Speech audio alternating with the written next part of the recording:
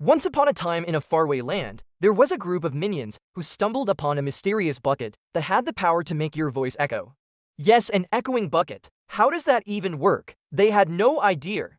But they were determined to find out. Now, these minions were a curious bunch, always getting into mischief and causing trouble wherever they went. But this time, their leader, Kevin, had a brilliant idea. He wanted to use the echoing bucket to fool their arch-nemesis, the evil wizard Gru. You see, Gru was known for his booming laugh, a sound that could shake the very foundations of their tiny village. But with the echoing bucket, Kevin and his fellow minions concocted a plan. They would sneak into Gru's castle, place the bucket near his throne and wait for him to take the bait. The night of their infiltration, Kevin and his two accomplices, Stuart and Bob, snuck into Gru's castle.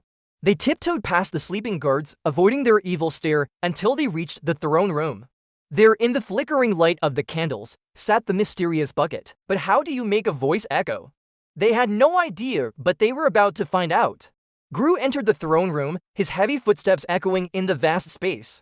He looked around, his eyes narrowed, trying to spot the source of the disturbance.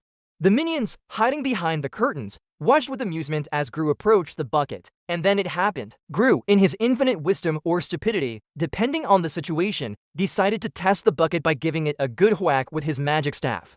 And wouldn't you know it, his voice echoed back at him, much to his surprise and confusion. As Gru continued to experiment with the bucket, the minions couldn't help but giggle at the sight of him jumping up and down, trying to make his voice echo as loud as possible. It was too much for them. They burst out laughing, which, of course, woke up the nearby guards. Gru, alerted by the commotion, turned around just in time to see three minions running away with the echoing bucket in hand. He chased after them, his face contorted with anger, but the minions were too quick for him.